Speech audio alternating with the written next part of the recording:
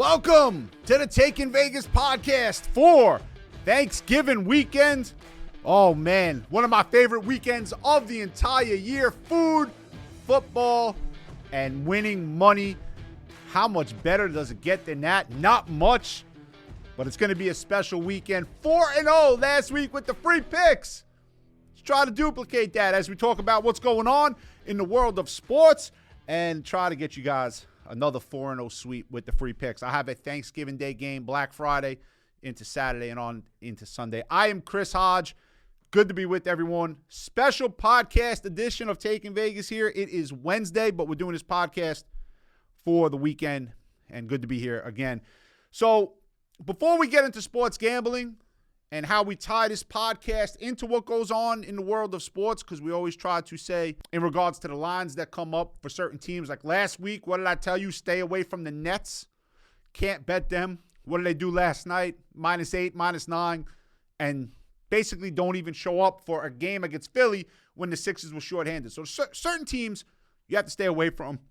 Certain teams you can use. We'll talk about some situations going on this week in both college and pro. But before I get to all of that, let's address Zach Wilson from the New York Jets, because this was the most ridiculous thing I have ever seen in my life. And we've seen some bad interviews with sports athletes and all this. What he did on Sunday was so deplorable. I just shake my head. And obviously, if you haven't heard, because it was announced earlier this morning, the Jets have benched him. They will start Mike White against their game on the Bears on Sunday. So let's speak about this. To get me to stick up for the media, that's almost like get me to stick up for Satan. Because that's what I compare the media to. Like I've always said, anytime I've done a radio show or a podcast, I've always said the two biggest criminal institutions in the whole wide world is the NCAA and the media. It don't get much worse than that. I put them above the mafia. That's how criminal these institutions are. So to get me to stand up for the media, it's almost like I can't ever remember me doing it. A couple weeks ago, a reporter asked Kyrie Irving a simple question about being anti-Semitic. He gave him every opportunity to explain himself. He asked a very direct question. Kyrie Irving screwed that up. Zach Wilson apparently went to the Kyrie Irving School of Media Relations, because the reporter gave him a gift question after a garbage game. Zach Wilson played about as bad as you could possibly play against New England. That's nothing new to the Jets. That's nothing new to their fans. The Jet quarterbacks have always struggled against Bill Belichick. This is nothing new. This is something the Jet fans would have gotten over. This is something the Jets as a team would have gotten over. But here you go. After averaging 2.7 inches per play in the second half. That's what the Jets averaged per play, 2.7 inches. Not yards, which is still ridiculous, inches. A reporter goes, do you feel like you let your defense down? That is the simplest answer to a simple question there will ever be. He gave him the opportunity, and here is the answer. And look, our defense gave up 3 points against a very good football team on the road. We have to be better. We have to find a way to win this game. They gave up 3 points. This loss is on us. This loss is on me. This loss is on the offense. We will be better. I apologize for the effort I just put out on the field. I'm going to learn from it. I'm going to get better. That's it. Simple. What was that answer? 15 seconds? Simple. And everyone looks and says, okay, he's being accountable. But no. Hey, you feel like you let your defense down? No. What idiot. Like, on what planet? Like, how do you say that? And then when he is made aware of comments that the receivers Wilson and Mims made, you know, Garrett Wilson, Denzel Mims, when he's made aware of those comments, and by the way, they didn't mention the name. All they were saying was, we got to hold ourselves accountable at practice. We have to start saying stuff. We have to be better as a unit. That's all they said. They didn't mention no names. He's made aware of those comments. What does he say? Well, I'm frustrated by their mistakes too. Get the hell out of here. You're a quarterback in the NFL. A quarterback in high school. You're the guy. It always falls on you. That's why you get the prettiest girls. That's why you get the biggest contract. It has always been the way, okay? This guy don't want any responsibility. That's not being an NFL quarterback. It always falls on the quarterback, whether it's fair or not. It always falls on the quarterback. So this guy gets benched. And I'll tell you this, it's Wednesday when I'm doing this podcast. I want to look at the game a little further with the research team, but I like the move. Mike White had success last year.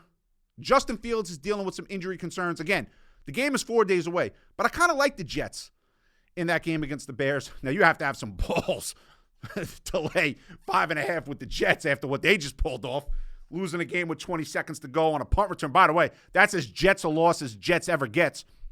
But it is what it is. And you know, of course, Zach Wilson is job because he doesn't know how to answer the media.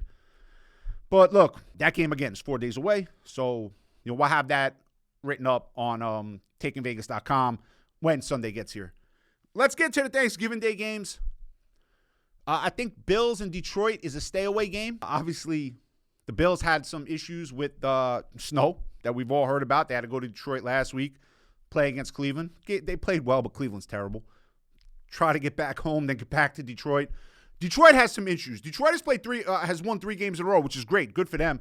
But their number one corner is got an injury designation for this game with Jeff Okudah.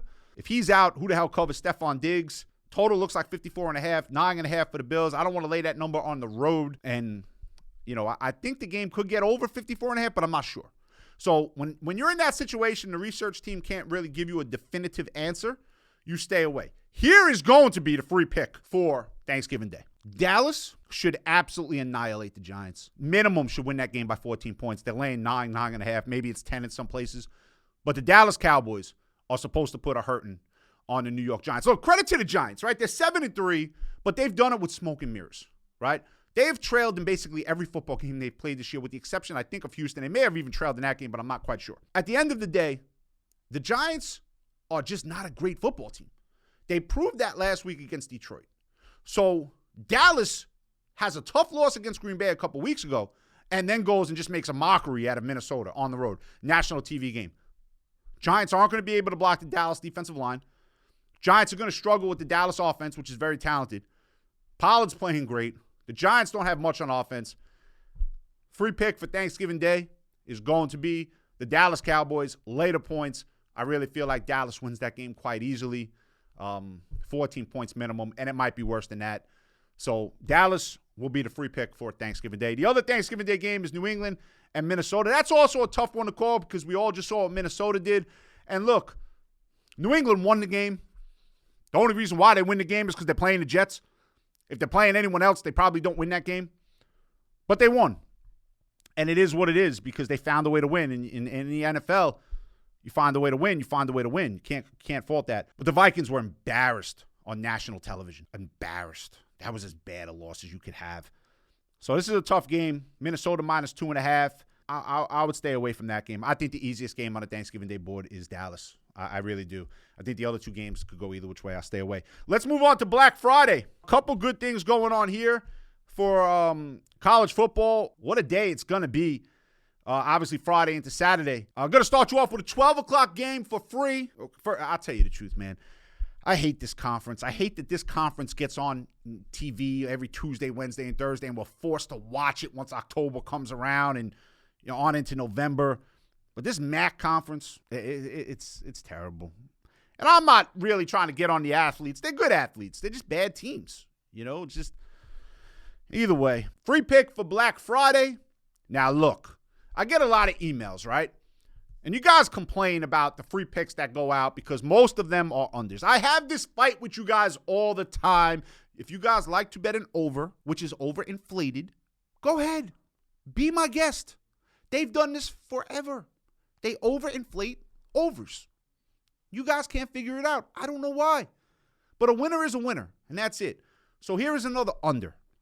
Central Michigan, Eastern Michigan, under 54.5. That is the free pick for Black Friday. There are some very good games on the Black Friday slate, right? So we're going to start that game off. That game goes at 12 o'clock Eastern time. So there's your free pick for Friday. But I want you guys to be made aware of, certain things. Texas needs to win, and then Texas needs to have Kansas State lose to Kansas. If that happens, Texas plays in the Big 12 championship game. So Texas is playing Baylor. Baylor off a terrible loss to TCU. Texas should be fired up for that game because they need the game. And Baylor, I don't know what Baylor gives you. But look, Texas hasn't been great. Now you have an interesting situation in the American. Tulane and Cincinnati. Cincinnati is minus 1.5 right now. Again, this podcast being done on Wednesday. The line could move. Tulane's ranked number 21, Cincinnati number 25, and line opened up at Cincinnati minus 3.5. Now it's minus 1.5. Now, the loser of that game has some trouble because UCF is then playing South Florida. Now, UCF beat both Cincinnati and Tulane. So if Cincinnati or Tulane lose, which one of them are going to lose, game can't end in a tie, so someone's going to lose, that would mean UCF has to beat South Florida. And if they do so, they will play in the American. Now, the UCF total line in that game is minus 19.5, and that game is being played on Saturday. So be aware of that situation. UCF will be playing for an opportunity to go to the American Conference Championship game. A couple other things going on. The ACC is already set. North Carolina will play Clemson. Pac-12, USC is already in. We'll talk about Saturday in just a moment. But who's behind them is up for grabs. So that's a situation you want to watch. Obviously, Michigan and Ohio State. Michigan beat them last year for the first time, and God knows when. But Ohio State is minus 7.5. Ohio State number 2 against Michigan number 3, and that's always a great game at 12 o'clock. That game is on Saturday as well. Friday, again, Rivalry Friday, Black Friday, good games, some not so good, like Nebraska and Iowa. Who cares? UCLA and Cal. Be careful of Cal. UCLA off a bad rivalry loss. And Cal has played well at home with the exception of the Oregon game. And even that game wasn't terrible for them. Florida and Florida State. Obviously, FSU is a big favorite. Georgia Tech, Georgia. Georgia's going to win that game by 1 million, so it doesn't matter. Last game on the board for Friday is Wyoming and Fresno. Throw that out. So the free pick for Friday is going to be under 54.5, Central Michigan and Eastern Michigan. Now we get on into Saturday. Great day of football. Always is. But, guys, you have to understand when it comes to handicapping, which a lot of you guys try to do, you have to look at certain things. Some teams are playing for bowls. Some teams are already finished. Some teams are already done. Like you look at Texas A&M, they look like they checked out, but they might give LSU some trouble. Texas A&M had a terrible season for what the expectations were. LSU has had a good season for what the expectations were. I don't think anyone thought LSU would be playing Georgia in the SEC title game next week, and we'll speak about that on next week's podcast. But there are just certain things you have to look out for. And knowing when a team is finished and knowing when a team is still playing, that's big. So when you do your research, you really have to figure that out. And that's not the easiest thing to figure out. And then you have rivalry games. Everything's a toss-up with a rivalry game for the most part. That's usually it's the underdog Super Bowl, if you will. They want to ruin their rival season. And Notre Dame has a shot to do it. I don't think they're going to do it, but they have a shot to do it. Tricky line movement in that game against USC on Saturday. And here, this should make you all happy based on the ridiculous emails that I get week in and week out. But I will give you an over. Notre Dame ain't going to be able to stop USC. USC scores 40 on everyone. And I think Notre Dame can move the ball on USC. So for Saturday, your free pick is going to be over 64.5, USC and Notre Dame. Now, remember, these lines could move. I'm doing this podcast on Wednesday. So I gave you a free pick for Thursday, Dallas. Gave you a free pick for Friday, under Central Michigan, Eastern Michigan. Here's your free pick for Saturday, over 64.5, USC, Notre Dame. Notre Dame's going to be fired up to play in that game. First of all, they have an opportunity to play in the New Year's Six, which is great. USC is going to be fired up to play in that game. They have an outside shot at the CFP. They win out. They might get in. It all depends on LSU and Georgia. Now, look, I don't think LSU is going to beat Georgia, especially in Atlanta. Obviously, Ohio State or Michigan, one of them are going to lose. I think TCU runs the table. TCU is playing Iowa State on Saturday, and then they're playing the Big 12 championship game. However, if it's against Kansas State, they might have some problems, but we'll talk about that next week.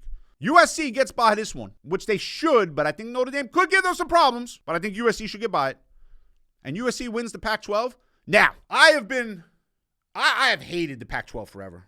I can't stand the conference. However, the ACC makes me even more angry because the ACC only has one team, and they're not even great. That's all the ACC has had. Clemson, that's it, done. No one else. So they've actually taken over for my hatred of a certain conference. They're the Pac-12 right now. Clemson don't deserve to get in. No way. No shot. I don't care if Clemson beats South Carolina this week and beats North Carolina next week and wins the garbage ACC. Clemson does not deserve to play in the CFP. They do not. Now, all you Clemson fans, if you want to get on me, Chris at TakingVegas.com, have you fun. I don't care. Don't care what you guys say. You guys even know you're a bad team. Notre Dame beat you guys by God knows what. Are you kidding me? At home, no less. Forget that. So I personally believe here's how it's going to go. Georgia will beat LSU, depending on how bad the loss is for Ohio State and Michigan. If that's a 3-point game either which way, I think you can put both in. I really believe that. Because if Georgia beats LSU, LSU has 3 losses. Georgia will be in. I think you could put Ohio State and Michigan in, and TCU, if they run the table, they get in. Now it gets tricky. If TCU loses, now it's a toss-up. Now you got anarchy. Now you'll probably have Georgia. The winner of Ohio State, Michigan gets in, regardless of what they do in the Big Ten championship game. Regardless, doesn't matter. Then you'll probably have USC in, and then you have the one-loss discussion between the loser of Ohio State, Michigan, and TCU if they have one loss. But Clemson absolutely is not in that discussion. 0. So that's just how I feel. Let's move on to Sunday. Last week, I told you there were 2 quarterbacks you don't want to be a part of. Russell Wilson and Derek Carr. That game went into overtime, and that game stayed under the posted total. Those 2 quarterbacks stink. Whoever Russell Wilson's agent is, every single NFL player should try to get, because that guy got him about $150 million guaranteed, and Russell Wilson can't play football anymore. Actually, Russell Wilson can't even remember the plays he's calling anymore. Denver did it again. 2 minutes to go in the game. The Raiders don't have any timeouts. It was right after the 2-minute warning. It's 3rd and long. Okay. They call a pass. Russell Wilson rolls out to the right, throws the ball out of bounds. Why not just fall down? 40 seconds are going to come off the clock. Punt the damn ball. You're playing in high altitude. It was a good punt.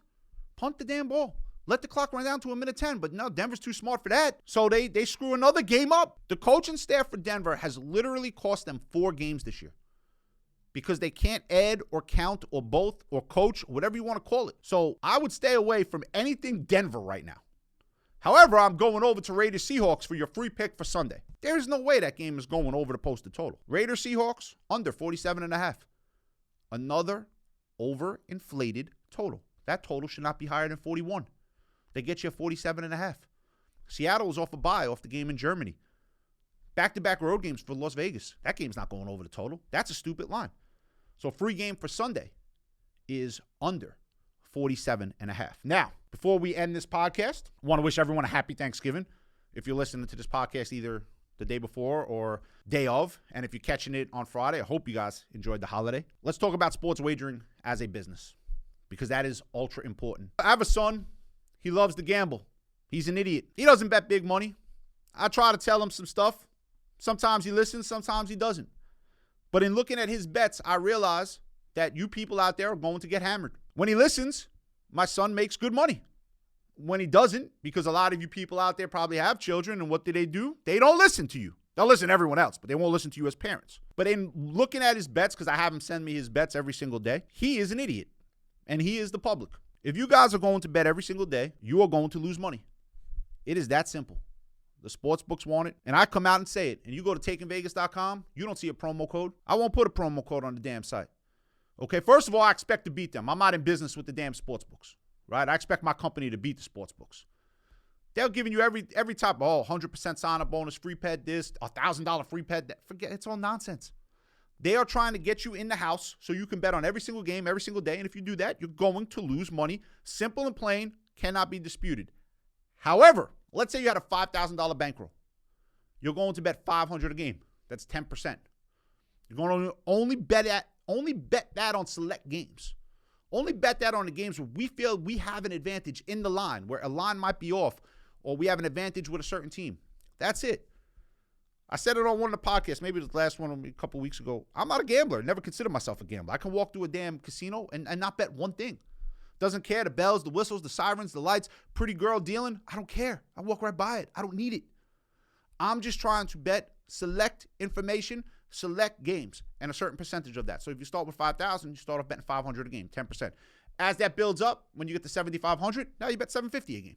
Still 10%. A plan, a strategy, sound decision-making, no emotion. How many of you have lost the game? I'm never using this team again, or this team screwed me for the last time, or this NBA player can't make a free throw. It's all ridiculous. It doesn't matter. It's that is the design to have it work against you. That does not matter.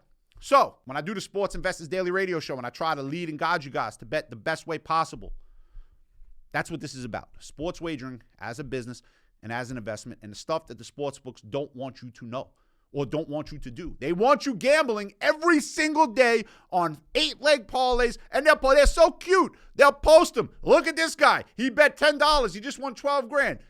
That happens once in a blue moon.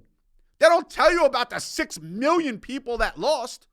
They tell you about the one lucky dude that was happy, just happened to win.